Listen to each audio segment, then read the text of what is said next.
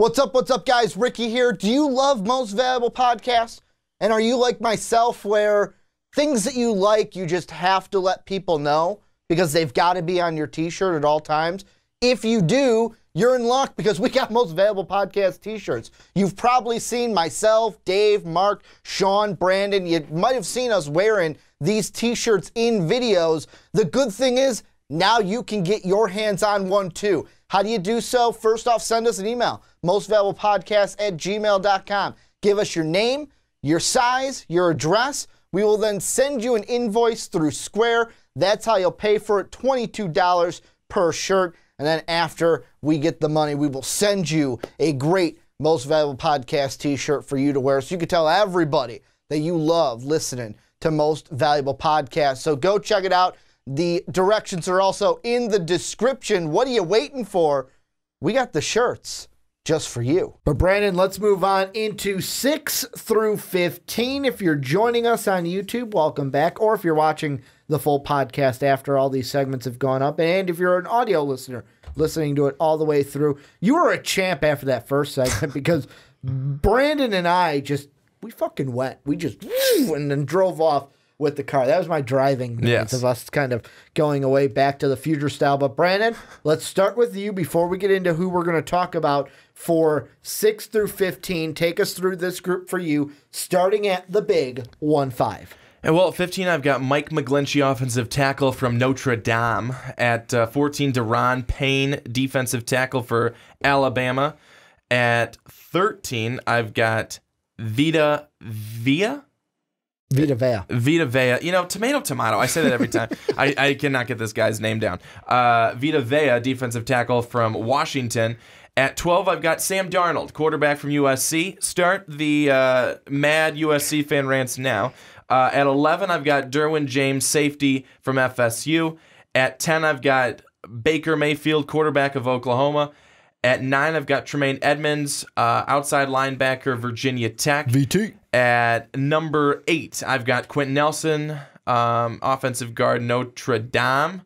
And then 7, I've got Josh Rosen, quarterback, UCLA. And at 6, I've got Denzel Ward, cornerback, OSU. Well, and now going right into mine. You know what I noticed, though, before I go into mine? You know what I've been saying since we started this draft thing and no one's corrected me? What's that? I've been saying Mike McGlinchey. I just figured that was you saying it wrong. I was just kind of letting you go with it. I heard you say Mike McGlinchey. McGlinchey. It's McGlinchey because that's how it's spelled. Well, and I've been sitting there hearing you right now, I just thought to myself, crap, I've been saying it wrong the whole time. And no one said, I have gone through, 2 mock drafts of this, 3 big boards of saying his name, because I said it in the last segment. I've gone through 5 total podcasts of saying Mike McGlinchey, and no one's corrected me. Well, sometimes you just have to learn on your own. Sometimes you just got to learn on your own. But starting at 15, we'll go into mine, and we'll start with Orlando Brown, the offensive tackle from Oklahoma Boomer Sooner. Then at 14, the edge from Boston College, Harold Landry. Number 13, and you're talking about start the mad USC rants. Start the mad UCLA rants is Josh Rosen, quarterback from the Bruins at 13. Marcus Davenport, the defensive end from UTSA. Number 11, Quentin Nelson, the offensive guard from Notre Dame. Number 10, Denzel Ward, cornerback from the Ohio State University. Then at number 9, Vita Vea, the defensive tackle from the Washington Huskies. Number 8, Tremaine Edmonds, outside linebacker, VT. Number 7, Sam Darnold, quarterback from the Trojans. And then at number 6, Baker Mayfield, quarterback from Oklahoma. And the one I want to start with is Marcus Davenport. This is a guy that you had in your first segment. You had him at 16, but now we can talk about him because he's now off my big board. I have him at 12. To me, I want to say he was my second biggest riser. I think Baker Mayfield was my biggest riser because Baker Mayfield won 11 spots from 17 to 6. Davenport got a little excited with Baker. We're going to get to Baker. Then Davenport went, 9 spots from 21 to 12. So my second biggest riser. This is a kid from the combine that I just looked at what he's able to do, both film and at the combine. 22 on the bench press, 33.5 vert jump. The 124 broad jump, that's what I want. That's the big thing. Give me that low body strength so that when you're coming off the edge, you're pushing that offensive edge. You're pushing that tackle backwards towards the quarterback. That's what I want to see. What have you thought about Marcus Davenport as he's beginning to rise on most people's boards? Well, I think that you can see from what you just said that he's got a really high ceiling. But I also think that it's interesting. Because the ceiling is not the roof. Because I think it's interesting that you've got a draft too, and which is why he is rising, where there's not a whole lot of other guys like him. Not a whole lot of other guys that are as, I think, explosive at his position as an edge rusher. And when it's a year when there's really not a whole lot of guys like him in free agency for NFL teams to even go and get. Yes. So that's why I think it also helps him, and why it's helped him on our big boards to rise to where he is, to come into where he's at right now, and to be the build that he has. It's a big guy. It's a big guy, and it's a lot of strength, and it's perfect for his position. And he dominated in college because of it, and it's going to be interesting to see what he's able to do in the NFL against NFL, type guys, because college to NFL is very much different. But he's got a lot of athleticism. He's got a lot of strength, and I'm really excited to see what he's able to do. But like I said again, when it gets to a point and it's in a year and in a season where there's not a whole lot of other options at this position, it certainly helps your case. Now, here's the thing I want to ask you, because I'm going through his combine numbers with the chart that we got from Mr. Todd McShay before the combine, and I want to go through the numbers and then ask you what you think. So the 4.58 for a defensive end is better than outstanding. Outstanding's a 4.65. So he's almost, to me, obliterating what the outstanding is for an edge rusher off the edge. So you're good there. Then we go to the vert jump. He's right below, or he's right above by like 0.3 the average mark. However, with a defensive end, I'm not really looking for how high that you can jump. When it comes to the shuttle, he's at a 4.41, which is 0.03 quicker than the average. So I'm going to say he's around average on that one. The broad jump, 124, like I said, he's right on the mark with the outstanding mark, showing that lower body strength that he has. The 3-cone is probably his worst. He's right around average, 3.2 or 7.25 is the average. He's at 7.2 flat. And now this is the worst one. His bench press, 22, which is a full almost rep lower than the average for a defensive end. So the thing that I'm thinking about now when I ask you is, of course, the numbers aren't everything. You got to look at the tape as well, as film don't lie, as they say. But the thing I'm thinking about, tremendous lower body strength that we see in the broad jump. He's obviously quick. That's probably why. His legs are strong and he can get around the edge. But should teams worry, I know it's around average, but that 22 bench press, do you look at it and go, it's just bulking up a little bit, getting a little stronger at the top one? Because you can be strong in the lower body, but if you can't have that upper body to push guys back and push offensive tackles back, then you're not going to be successful at the next level. His size, his speed, his strength, that's what he's got. He's going to be just fine. I'm not worried. I mean, he did too well in so many other spots for me to have such a question about his strength because he was a full rep under average. So what? I mean, that's kind of where I'm looking at it, because if he's got the speed to beat guys off the edge, he doesn't need to be the biggest guy. He just needs to be able to be big and be able to get past them, because that's number one. If he's already got the speed, he's already got a step on what a lot of guys don't have. So that's already working in his favor. This guy's built like a power forward. So he's a big guy. He's got build. He's got muscle. He'll be fine. Let me ask you this then. This is the last thing I'll ask you about Marcus Davenport. So both you and I have the same thing. Different ranges, but when it comes to outside pass rushers, we both have Bradley Chubb, who's number one in the pass rushers, because we haven't said his name, and I'll spoiler alert, he's the only pass rusher in both of our top 5. Then we both have Tremaine Edmonds as the second one, then Marcus Davenport as the third one. Do you see, as this draft process goes on, as we get closer to the draft that's at the end of April, is there a high chance that, obviously he's not going to come close to Bradley Chubb, I think. Chubb will be the first pass rusher off the board. But is there a high chance in your mind that maybe he climbs so high to where teams take him as a pass rusher over a Tremaine Edmonds from Virginia Tech? I don't think so, because I think that both of them are still a work in progress, and they both have some work to do before we see exactly what they're going to be. So no, I don't think that he's going to have so much where he jumps over the other. I mean, they could flip-flop over each other, a couple of times before we finally get to, draft day. But I don't think that we're going to see one significantly rise over the other, because they're so similar. They're so similar, and they're so similar in the sense of they're not done yet. They're not a finished product. They have high ceilings, and there's still work to be done. That's why I just don't see that one's going to significantly rise over the other one right now. Let's move on to the next guy we were going to talk about. A guy who, especially with the 40, talking about obliterating a time.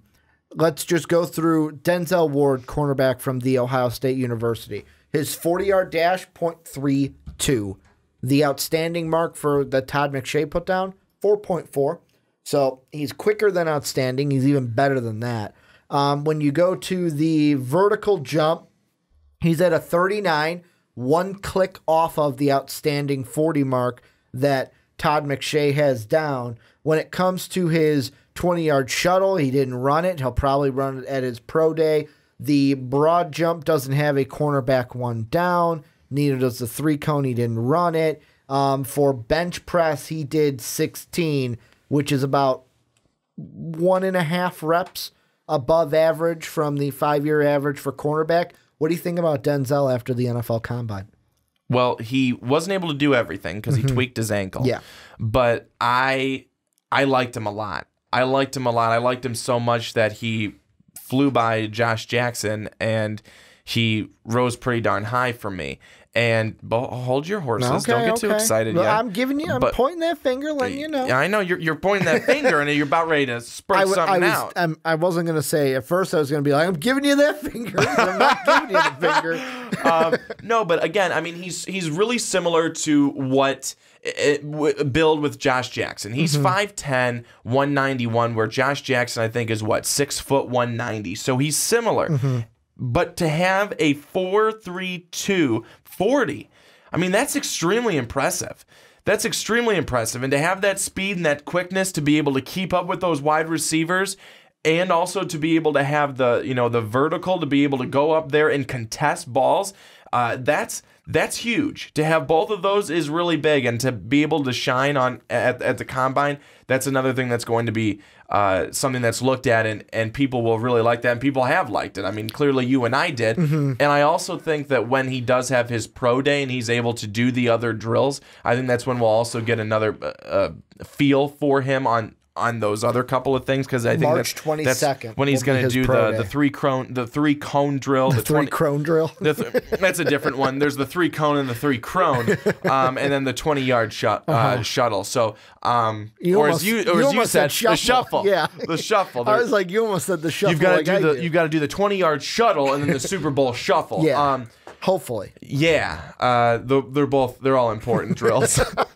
But I think that once we see him do those, it's going to give us a better picture as well. But I've really liked what I've seen, especially with what he did at the Combine. Well, in his pro day, 11 a.m. on March 22nd is Ohio State's one. So we got a couple weeks before that. But the one thing I was going to say is looking at Denzel Ward, through the process of a big board, you have probably been all over on Denzel Ward. Because I don't know if you're aware of this, but I'm going to tell you. So, big board number 1. I had Denzel at 16. You had him down at 23. Then for big board number 2, he rose a little bit from me, from 16 to 11. For Brandon, he went from 23 to not even on the board anymore. Was not even there. Now for number 3, he's rose 1 spot for me. He's in the top 10. Picture this pattern for you. 23 to not on the board to all the way to 6. That's what he's done, and that's what he's been able to do, especially with this Combine performance. Well, I think that again, and, I'm probably... It's funny. I know. I've got to laugh at myself because I'm probably one of the most inconsistent people with where people can be on my board because I could love you one day, hate you the next. I'm very much like that. Very hot and cold on guys like that, but very hot on them right now.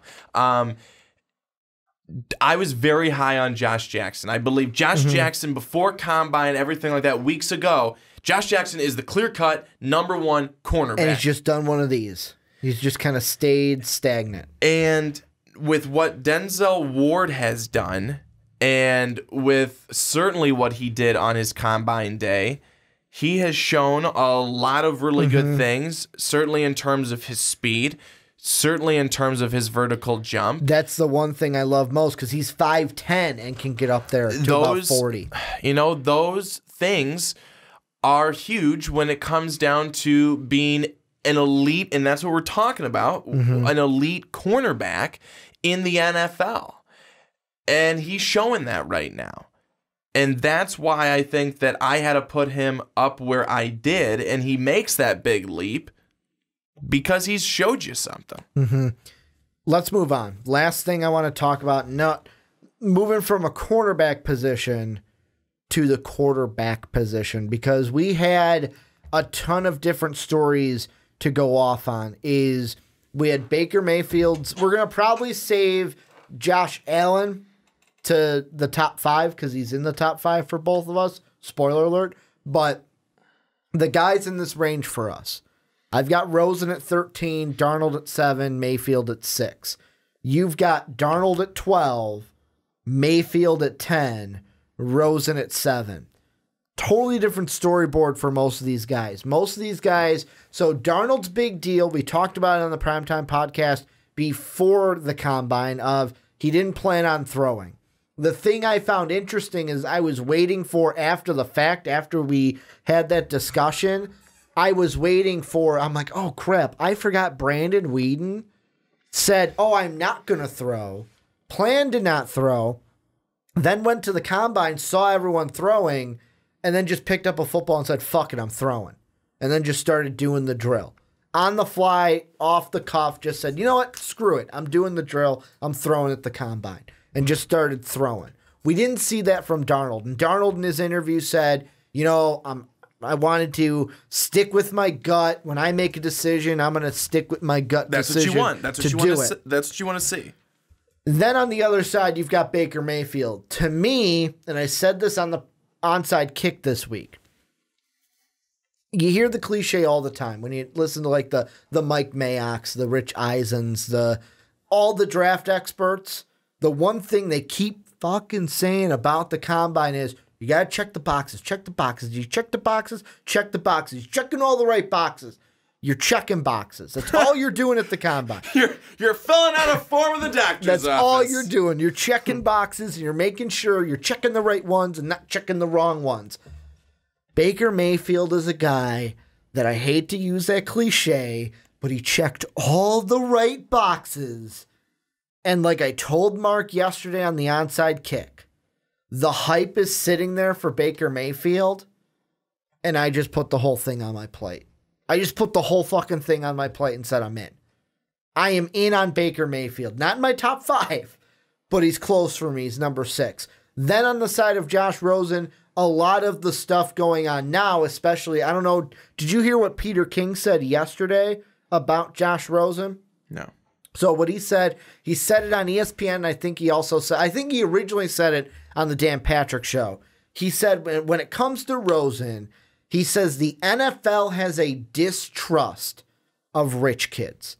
They have a distrust of kids who come from like a rich family. And of course, everyone and their grandmother is comparing it over to, like Johnny Manziel. Johnny Manziel came from a rich upbringing.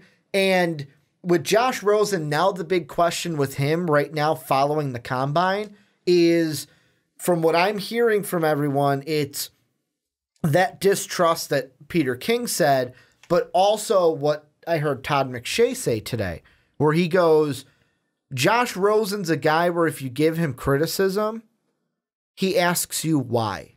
Everything. You tell him to change something. Why? We're changing a scheme. Why? Do this with your feet. Why? Do this. Why? And he goes, it could be good. Some people could see that as, he wants to know why. But for coaches, it's annoying. For most coaches, I tell you what to do and you do it. Don't ask why. But then there's another side of it where Todd McShay also went into, where there are stories coming out that when he would be on different pages than his receivers, that when he would give criticisms to his receivers, that it would come in a condescending way. Of course, all this is just knowledge coming in from other sources. Like Todd McShay said, when you get coaches like UCLA's that was let go, of course they're going to let information go now because it's like, screw it. I don't have to lose my job because I already lost it at UCLA. I want to ask you what you think. Start with any of the 3 you want. What is your kind of barometer of these 3 quarterbacks right now following the combine? Well, the first one I want to start with is actually Sam Darnold. I knew it. I knew that's the one you were going to start with. And yes, he didn't throw, which is why I put him down on my board. Mm-hmm. And yes, I still think that there is a bit of a question with confidence. I won't say concern. I'll say question. Competitive nature. But he's humble. Mm-hmm. He's a humble guy. He's a humble kid. And, he's a USC guy. He's not far from UCLA on the other side, where you have someone who's not quite, you wouldn't use the word humble with Josh Rosen. But Darnold seems to be humble. And I think as a quarterback coming into the league, as a quarterback who very well could go to the Cleveland Browns, we don't know. You need to be able to have that type of mentality, that type of attitude and demeanor to be able to come into the NFL, especially at the beginning. Because if you can set a tone early, look at Tom Brady, look at Peyton Manning. They're humble. They don't go out there. They don't try and live in the limelight. They don't try. Not that they couldn't. Not that they couldn't. But they're just humble guys. Drew Brees. And they're all good. And they've all won a Super Bowl. Would you say Aaron Rodgers is humble? He kind of rides the line, right? Yeah. I wouldn't say that he's like an a-hole, but I wouldn't say that, wow, Aaron Rodgers, he's a really humble guy. Yeah. No. He's somewhere in the middle.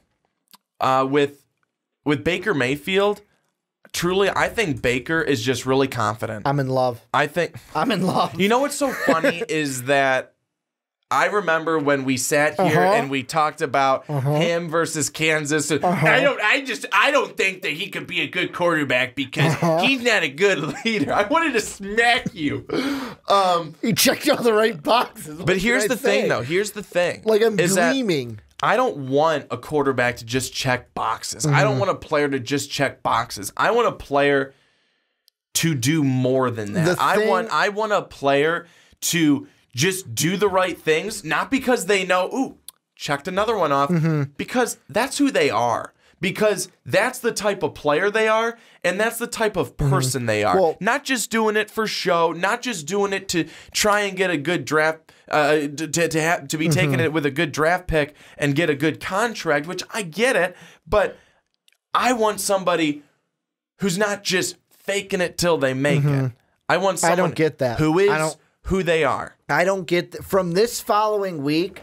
Don't get that attitude with Baker Mayfield. Like the whole thing, like you just said, I don't get it at all. When I say check the boxes, I mean he did exactly at the combine what he had to do.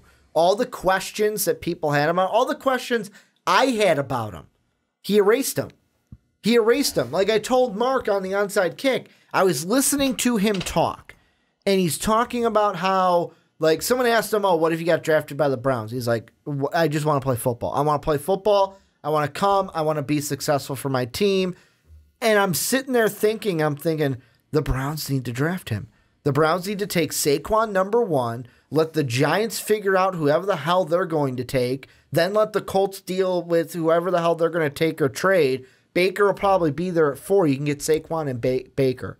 And the thing I love most about Baker following Combine Week is he's going to be a guy because of his upbringing, because he's a guy that, and I mean, you could say, well, Ricky, you could have said this before, but everything's starting to click now.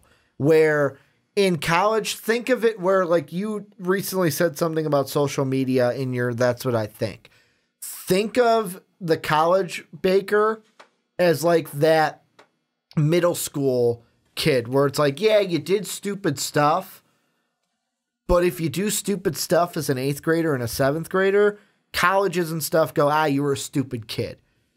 But if you do it in high school, then they go, you're not a kid anymore. You're not a kid. You're more of an adult than you were. You can't use that excuse.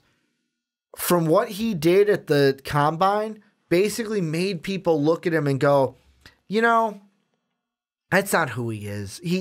Lapse of judgment, stupid college kid, he learned. And the thing that I love most about him is because he, like, after hearing him talk, I can feel it to where he's going to be a guy, even 15 years as a pro, will have that chip on his shoulder. Could be, and I'm just throwing it out there, could be a 5-time Super Bowl champion, could be this, could be that. He will still have that chip on his shoulder. He's a guy that's going to have that chip forever. And that's the thing I love most about him. Like, everyone's saying, like, Colin Cowherd said, oh, but, you know, he's cocky and confident, no most accurate. He was basically shitting all over Baker Mayfield. And I go, I believe him when he says, I'm not cocky, I'm confident. Because to me, like I told Mark on the onside kick, most people who are confident have a little bit of cockiness to it. You can be cocky and not be an asshole. You can be cocky and not be, what's the word I'm looking for? Not like an asshole, but like arrogant. I guess that's the word I'm looking for. Yeah, he can be cocky, but be confident. And I want that in a quarterback because of when you look at the guy, one of the guys he said he wants to emulate, which is Brett Favre. Brett Favre was cocky. Was Brett Favre arrogant? Maybe, but like, it wasn't an arrogant where it's like, man, Brett Favre's an asshole. No, it was like, wow, Brett Favre loves to play this game, thinks he's a really good quarterback, and he's cocky enough to say, that's a pinhole. That's a pinhole. Nah, I can fit this football through it and just throw it into triple coverage. That's why right now I'm high on Baker Mayfield and why he sits at 6 on my big board. Well, so let me just say this really quickly about Baker Mayfield. I love Baker Mayfield. I think he's a great quarterback. I think he's going to be a good quarterback. But so a lot of people could knock him because he's a 6-foot quarterback, and many 6-foot quarterbacks don't make it in the NFL. Like you said, he wants to emulate Brett Favre and Drew Brees.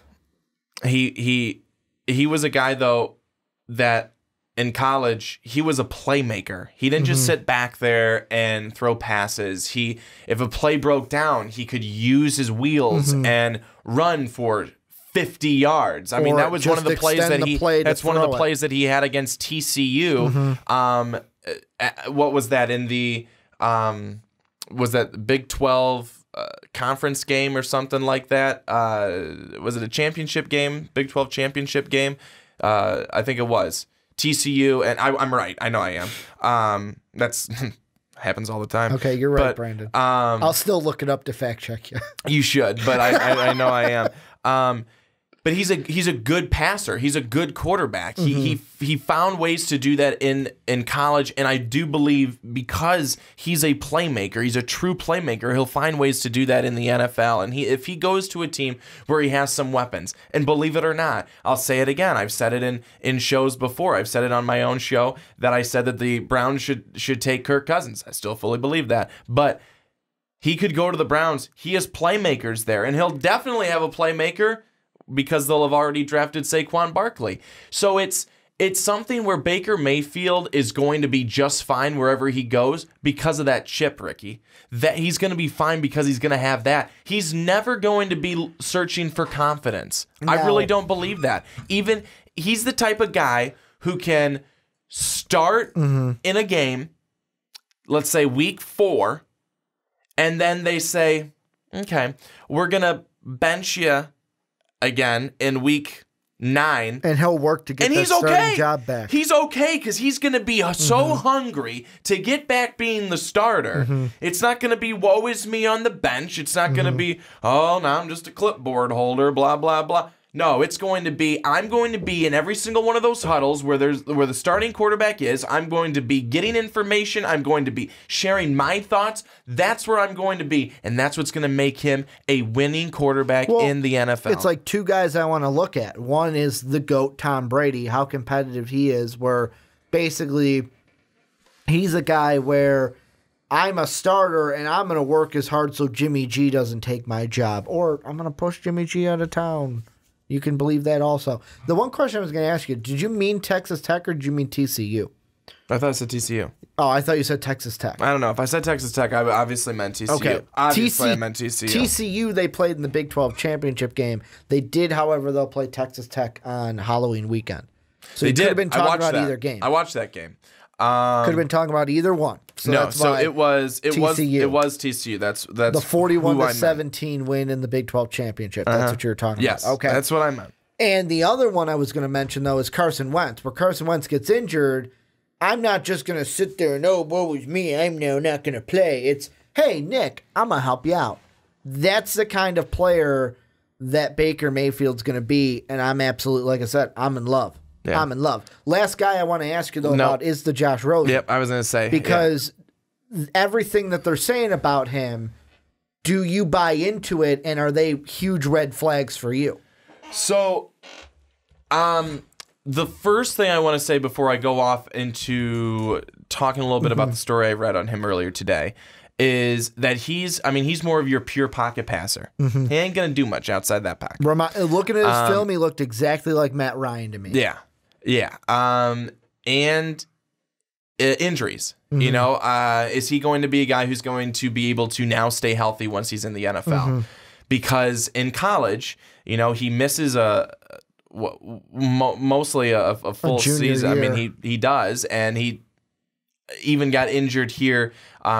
You know, this past year at the end of the season.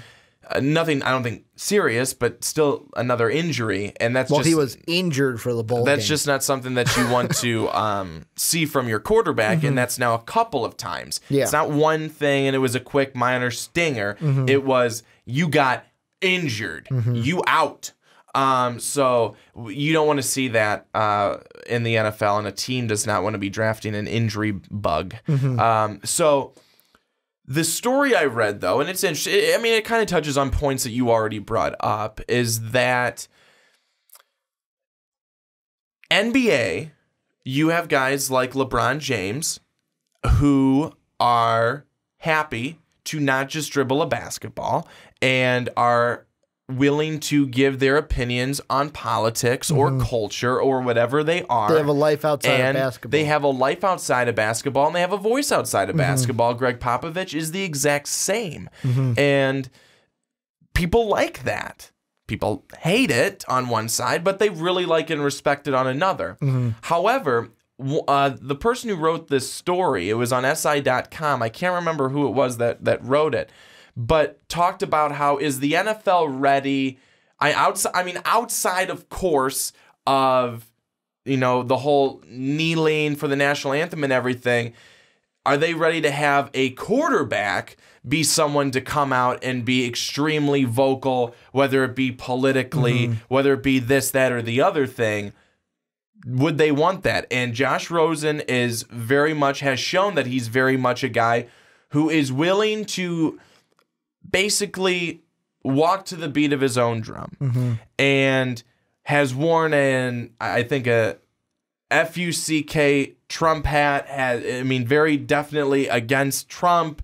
Has had already kind of gone into the political spectrum in college.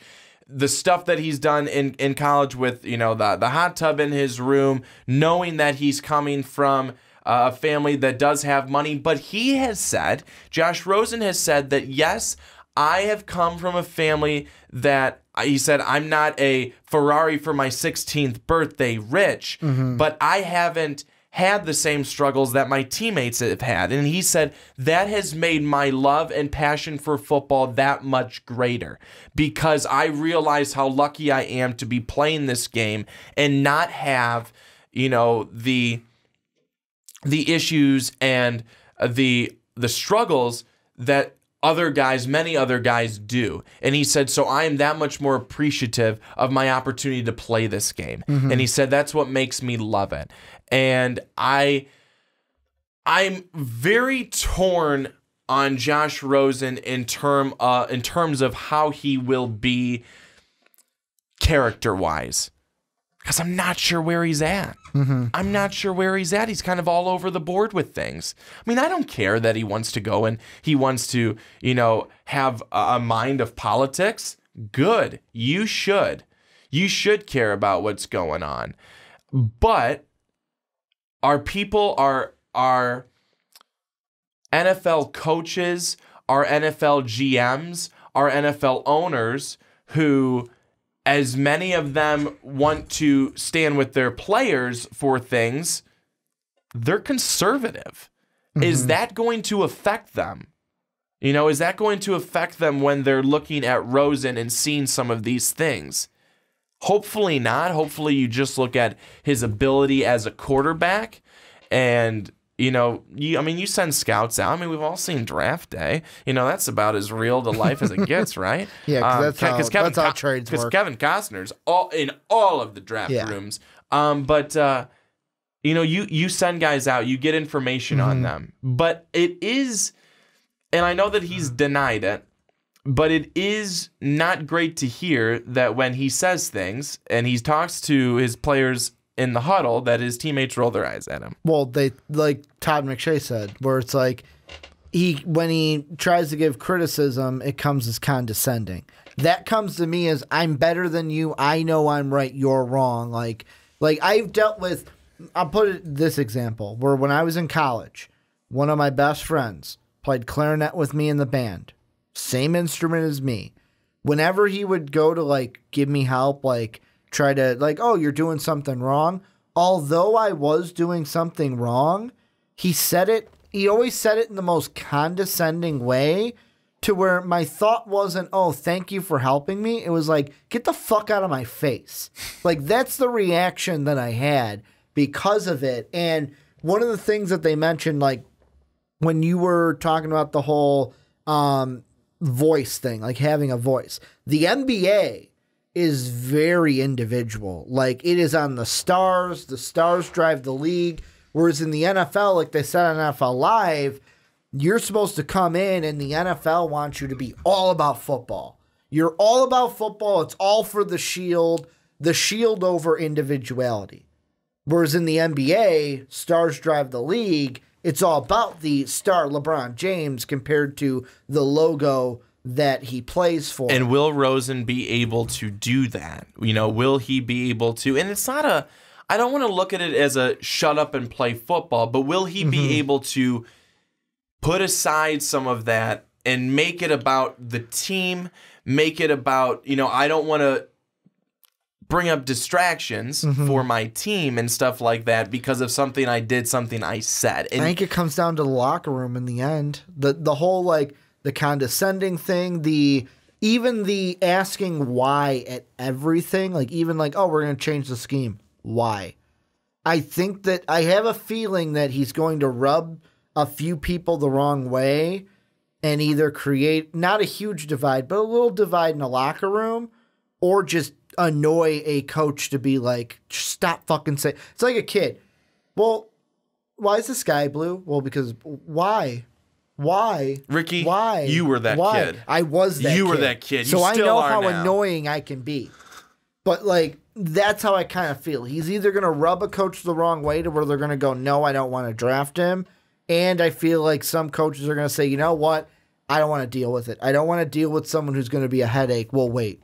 However, after all that, I still think that Josh Rosen is probably the most pro-ready quarterback out of all of them. Oh, talent-wise, yeah. Talent-wise, yes. Talent-wise, he is. That's why I have him in my top 15. That's why I have him here, because there's a team, even if he falls to 15, the Cardinals will take him.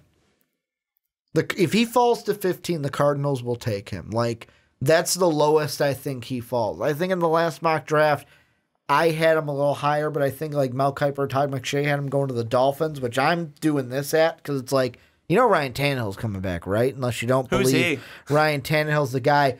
Any final thoughts on anyone between 6 through 15 before we move on? Nope. Well, this is where you guys come in yet again. Let us know what you guys think down below in the comment section about the quarterbacks, Denzel Ward, Marcus Davenport, any of the guys, and also our 6 through 15.